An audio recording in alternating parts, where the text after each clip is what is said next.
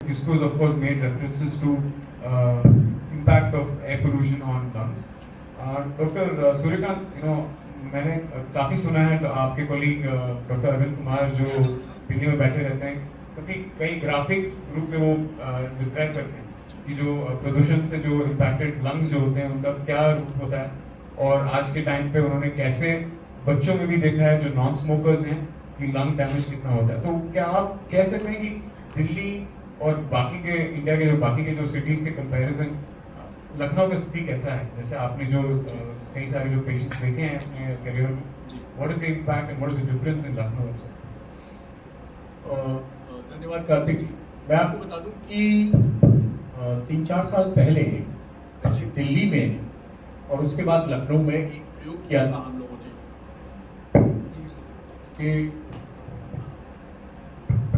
कि अभी जो मेयर नहीं है संयुक्ता भाटिया जी, यही मेयर थी, और जो नगर निगम का ऑफिस है ठीक उसके सामने एक हम लोगों ने आर्टिफिशियल लंग्स वहां पे टांगे थे। अभी काफी लोगों को याद होगा, पहले दिल्ली में वो प्रयोग हुआ, फिर वही हमने लखनऊ में किया।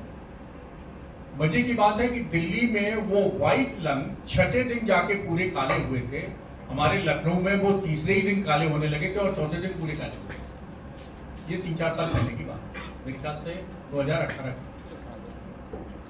तो आप समझ सकते हैं वो एक इंडिकेटर था, एक सिंबॉलिक एक संदेश था कि हम जो हवा सांस ले रहे हैं उसकी क्या स्थिति है लखनऊ के अंदर। अब देखिए, अभी आपने टिस्कू साहब ने बहुत अच्छा जो लेबोरेटरी में जो साइंस में इस तरह के पार्टिकुलेट मैटर गैसेस नॉक्सेस पार्टिकल के बारे में एनालिसिस हो सकती है, मॉनिटरिंग हो सकती है, उसका एक आपको पिक्चर दिया। अब इन सब का हमारी हेल्थ पे क्या फर्क पड़ता है ये डॉक्टर ही बता सकता है, क्योंकि हम लोग तो अब पीड़ा कहीं से क्रिएट हुई लेकिन पीड़ा आती है हमारे पास, और हम कहते हैं ना जाके पैर न गई बीमारी वो क्या जाने पीर।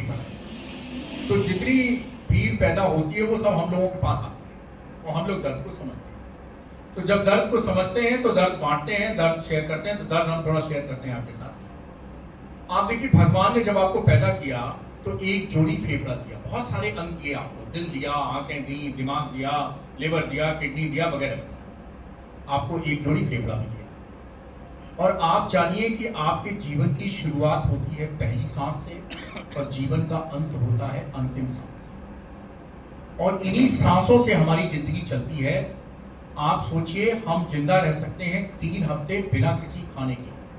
आपको 3 हफ्ते खाना ना मिले आप जिंदा रह सकते हैं, 3 दिन पानी भी ना मिले आप जिंदा रह सकते हैं, लेकिन 3 मिनट तक अगर सांस ना मिले तो आपकी मृत्यु सुनिश्चित है। तो आप समझ सकते हैं इस वायु, पानी और भोजन, ये तीनों की महत्ता है हमारी जिंदगी में, लेकिन सबसे ज्यादा महत्ता किसकी है? वायु की है। और चूंकि ये वायु ऑक्सीजन होती है जो हमें जिंदा रखते हैं, इसीलिए ऑक्सीजन को कहा गया प्राण।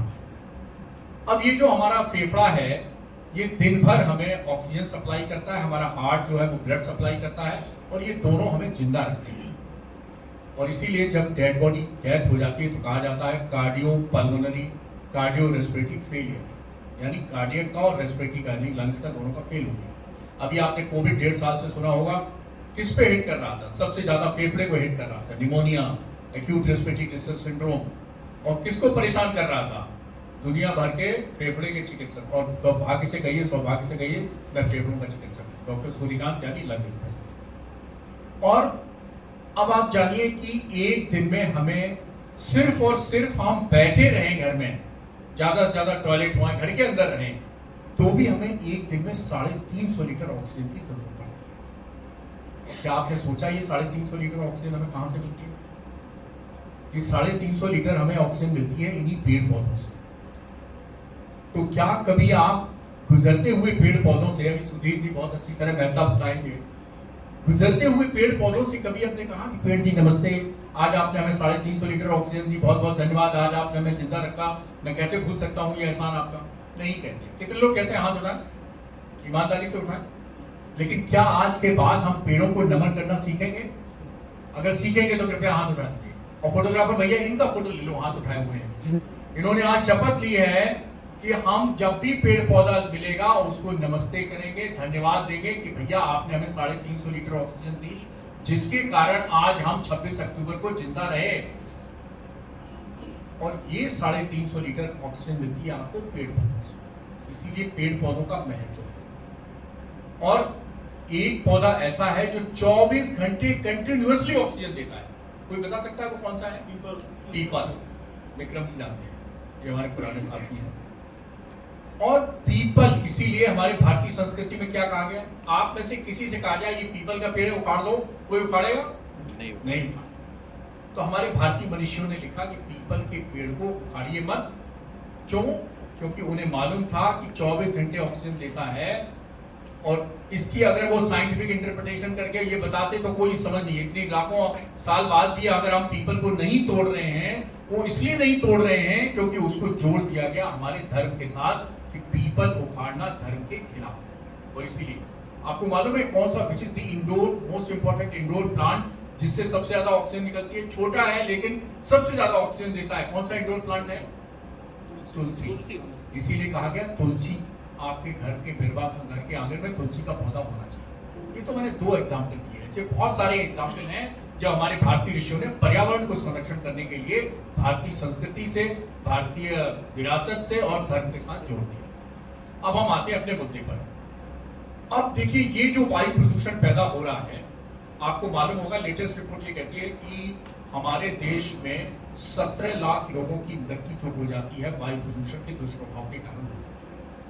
दुनिया में जो सबसे 30 ज्यादा मोस्ट पॉल्यूटेड सिटीज हैं वो उसमें से 22 भारत में। हमारे लखनऊ में 9.3 years on an average life expectancy कम हो रही है वायु प्रदूषण के कारण। मान लीजिए कोई 70 साल की उम्र में मरा, अगर वायु प्रदूषण का ये कहर ना होता लखनऊ में, जो भी आप पूछ रहे थे लखनऊ का क्या हाल है, तो वो 79 यानी 79 इयर्स का होके मरता। 9.3 इयर्स की आयु हमारी कम है। तो हमें ये सोचना होगा कि वायु प्रदूषण, और मैं आपको बता दूं सिर से लेके पैर तक ऐसा कोई अंग छूता नहीं है। अभी डॉक्टर साहब बता रहे थे, तो मैं आपको बता दूं कि अब तो 1 माइक्रोन से भी छोटे पार्टिकल हैं। शायद उनकी कल्पना आप वैसे करिए जैसे हनुमान जी सोचा के मुंह में घुसे थे और फिर छोटा पार्टिकल बन के निकल आए थे। तो ऐसे ही कुछ पार्टिकल हैं जो ईवान वजन को अभी तक हम माइंड नहीं करते थे कि भाई 2.5 से 10 माइक्रोन के बीच में है तो इनहेलेशन है, मतलब सांस के साथ जैसे डॉक्टर साहब ने कहा जाते हैं और फेफड़े में नुकसान पहुंचाते हैं। लेकिन अभी नई जो 3-4 साल से स्टडी है वो कहते हैं less than 1 micron. 1 micron particle के जो साइज है वो तो फेफड़े में जाते हैं, फेफड़े से डिफ्यूज होकर ब्लड में पहुंच जाते हैं और ब्लड में पहुंच के सब अंगों में पहुंच जाते हैं और डायबिटीज जैसी बीमारी का भी खतरा बन के निकले हैं ये वायु प्रदूषण के छोटे पार्टिकल। ब्रेन में जाइए, migraine, chronic headache, brain tumour, stroke, सबका कारण वायु प्रदूषण। गले में आइए, गले की एलर्जी, नाक की एलर्जी, आंख की एलर्जी, आंख में खुजली होती परेशान जब मौसम बदलने को हो जाते हैं, वायु प्रदूषण से ज्यादा हो जाते हैं। फेफड़े में आइए तो bronchitis, asthma, TB, pneumonia, cancer, कोई भी ऐसा अंग नहीं। हार्ट में आइए तो बीपी, हार्ट अटैक, सब कुछ। आप बीमारी हम बीमारी गिनाते जाएंगे, शाम हो जाएगी, सीट का प्रोग्राम जो है वो अधूरा रह जाएगा, इसलिए हम सब नहीं गिना रहे हैं। और तो और छोड़िए, गर्भवती माँ के जो बच्चा पल रहा है उसकी इंट्रायूट्राइन डेथ हो सकती है, पैदा होते ही वो बीमारियों से गिर सकता है, उसको एलर्जी, अस्थमा और दूसरी बीमारियां हो सकती हैं। और अगर हम बात करें छोटी छोटी चीजें, बाल भी जल्दी सफेद हो जाते हैं, हर चीज। तो कोई ऐसा हेल्थ शरीर में अंग नहीं है जिसके कारण ये वायु प्रदूषण का साइड इफेक्ट ना हो। मॉर्बिडिटी भी बहुत ज्यादा है, मॉर्टेलिटी भी बहुत ज्यादा है, और इसीलिए हमें शायद अगले राउंड में हम बताएंगे अभियान की जरूरत है कि किस तरह इसको कॉम्बैट किया